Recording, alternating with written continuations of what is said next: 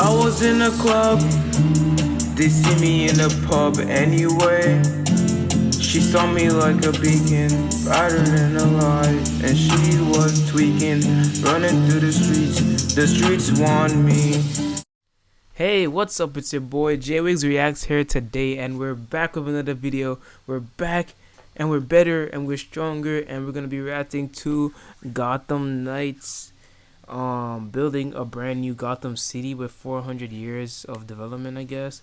And shoot, we here. Hope you're having a great day. I hope you are excited to join this journey with me, and let's hop right in. Let's go. In the 1650s, 5 families The 1650s? Is this a history book lesson? On the rain-swept islands that pepper the mouth of what would one day be called Gotham River. Those families, the Waynes, the Cobblepots, the Elliots, the Arkhams, Gotham River? the Paynes, would build a colonial fort together and sow the seeds of centuries of dominance in the area. Gotham City getting a history was born. right now. The city quickly spread beyond its original bounds, developing 5 boroughs, and in each, one of those 5 founding families would take root. In the early days, the Keynes established themselves on Gotham's natural harbour, now known as Historic Gotham, tying the family to their new country's military might, building ships and weapons of war.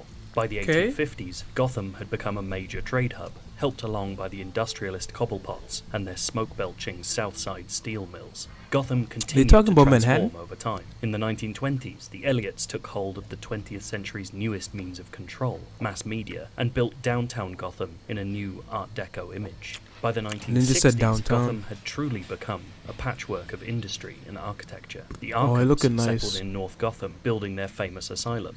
Yes, it's in the game, and no, it's not as you've previously seen it. The Waynes, meanwhile, built their billions in New Gotham, helping advance the town into a new technological age. Which brings us to the present day, and the Gotham you'll be exploring as Batman's protégés in Gotham Knights, an open world as soaked in history as it is by neon light and vigilante-friendly shadow. Warner Brothers Games Montreal created that history early in production, a whole new timeline for a whole new version of Gotham City. And it isn't merely window dressing. The timeline informs everything from the plot, to the gameplay, to the game's biggest mystery, the Court of Owls conspiracy. The team didn't just build an open world that bike to play looks in. nice. It's truly trying to build a city. That looks really good. That was a nice little intro.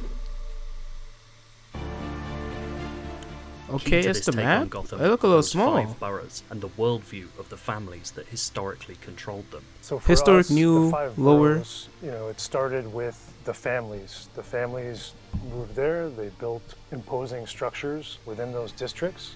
So then we build around that to where the identity for those districts really is based off. My boy looked like he concentrated within over those there. boroughs. The team tries to tell stories without simply having someone speak them out loud. If you visit a city in real life, it's hard to tell some of that. He really history. teleported. So I'm dead. Because we're making a game, what we want to do is kind of obviously reveal some of that stuff. So there's a lot of areas that are kind of stuck in time, like even something is, kind of generic as construction. Stuck in time. Like it becomes interesting when it's halted construction, or it's now abandoned and overgrown, or it's ruins. All those things are this more Robin skin looks fire. Than just that looks hard. That city. takedown was smooth. So we tried to have a lot of those areas where it's almost stuck and the in web, time, the grapple zip. Really they changed the animation for that. It looks more stylish and like fluid. How the city evolved.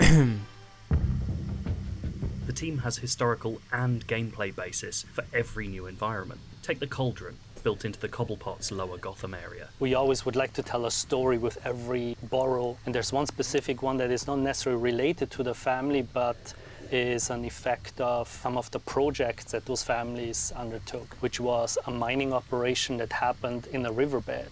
So they decided to wall off 2 sides of a portion in the water, and they dredged it. That all sounds pretty cool, man, but let me see some more gameplay. For the mining operation, it was low-cost housing. It remained like actually a slum.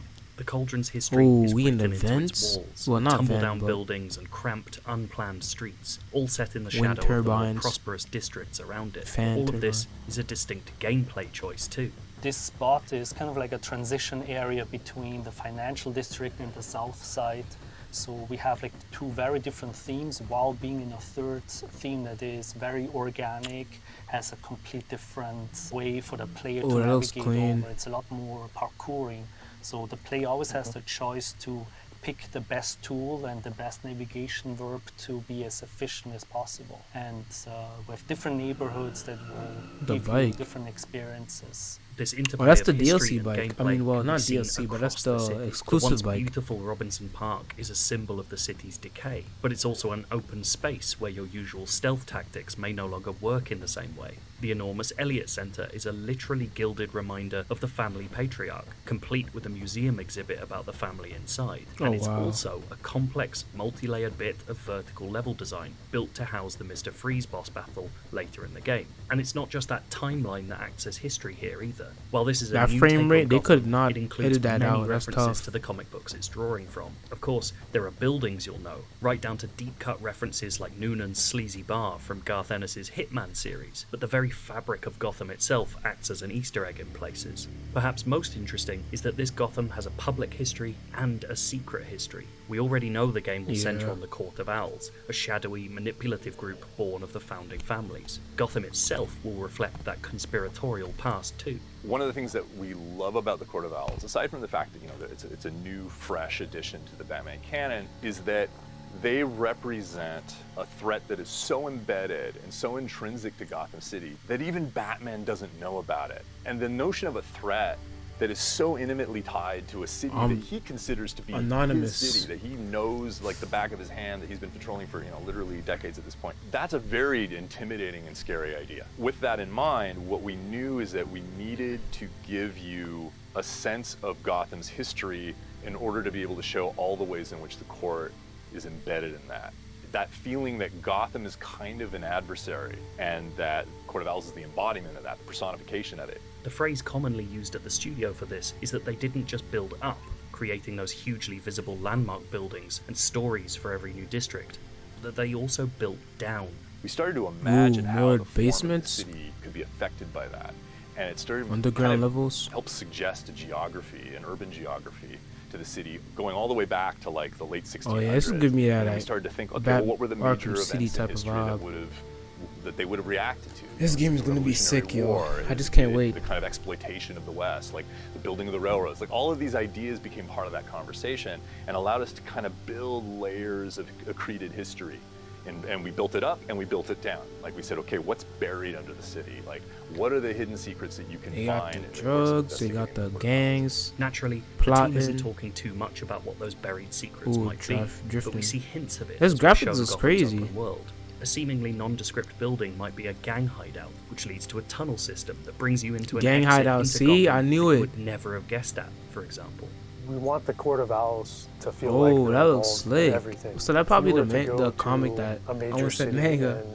That's probably the comic where they told us to buy to get the secret skin. Another one, like Chicago, like they had the fire, they just built on top of it because it's not worth like rebuilding, destroying and rebuilding. So what the undergrounds allow us to do is kind of reveal that cross section of the city. So we have areas like that where you drop in, you keep going and you see things that you didn't know were there, that you didn't know the city was built on top of. And I think that's if I didn't watch this, I wouldn't like. I feel like when I buy it now, kind of behind the scenes of I'll definitely try to pay more attention to the details as well in the as seeing background. it from up high from the bigger landmarks. The result of all this work is that this take on Gotham aims to feel like a legitimate place, not just a sandbox for spandex crime fighting. We've heard before that this will be the largest Gotham ever made in game form, but that's not what the developers The map looks so big. I mean, small though. Big Gotham City, but what I think is really unique to Gotham Knights is the density of it. Sometimes I will be searching for something or fighting a crime and not realize how close to me something else is happening that I'm going to want to interact with afterwards or before. There's just such a depth dynamic of nooks and crannies to explore inside our city. Stuff and I take think down. That's really unique to Gotham Knights. The idea of a Gotham packed with references, miniature histories, and this dude Robin looking mysteries like Red is Hood a alluring. little bit. After all, this is the promise of a town with real backstory, that it's not just the people living there who'll help tell the story, but the city itself. Gotham has been many things to many people. It's appeared in comics, movies, and gaming worlds. It's been reinvented repeatedly, travelling through time with us from block colour 40s issues of Detective Comics to the grey monoliths of Christopher Nolan's trilogy. But all of those versions of Gotham have been snapshots of a city in its current See how form. he pulls Perhaps back the most when he interesting ziplines? thing That's about pretty Gotham cool. Knights version is that we won't just see the city as it is, but hopefully learn what it's been. Oh wow, that transition from modern to old. We'll be covering Gotham Knights and offering exclusive footage all this month as part of IGN First. And if you want to see what we've already done, we have 16 minutes of the opening gameplay I from want the to see game, some and we've Deathstroke, revealed 28 because new in Arkham superhero Knight, suits that you'll Deathstroke be able to unlock. didn't do too well. He tried to use a tank, and you know we all love that In the that fight from 1650s, 5 families left Batman Europe, Origins, eventually landing when on the rain-swept Batman islands that pepper them. and Deathstroke was duking it out. You saw Deathstroke. He took his sword out, and he was going ham on Batman. Batman just like blocking all his sword attacks.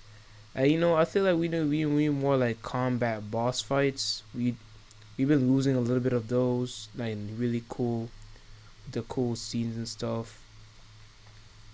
Cause in Arkham Knight's an awesome game, but the thing is that I think the tank was fun for me. People don't like the tank, but I thought it was fun. But I feel like if you're gonna showcase a character like Deathstroke, I just feel like sure, you can have like a fight, like the first stage, the first level is like, okay, let's fight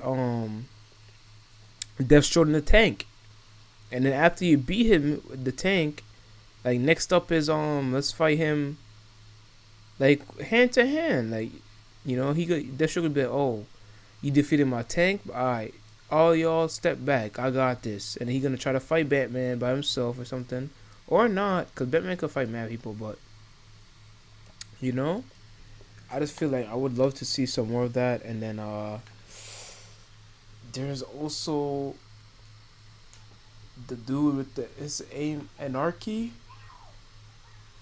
Excuse me, Anarchy. He's also he's not a part of the Bat family, but he's supposed to be like someone that takes over Batman if Batman ever disappears. So he's a part of like the plan of like Batman being going out or something. And then I would love to see Ra's al Ghul, because you know Red Hood is here and that'll be some nice dialogue. The Joker is dead, and I would love to see, I guess, Catwoman, because Batman, you know, he's no longer around, so it'd be cool to see her interact with like Nightwing or something. But oh, I miss Bruce or something. Harley Quinn, oh yeah, there's definitely gonna be Harley Quinn missions. I already know. But yeah, this game looks like it's gonna have a lot of replay value, because then there's gonna be mad different interactions with like the villains and within the Bat family. So this is looking like an awesome game. I definitely can't wait to play this. Thank you for watching with me. I hope you enjoyed your time here, and you know, stay tuned for more. JWIGGS-REACTS out. I was in a club, they see me in the pub anyway. She saw me like a beacon, brighter than a light.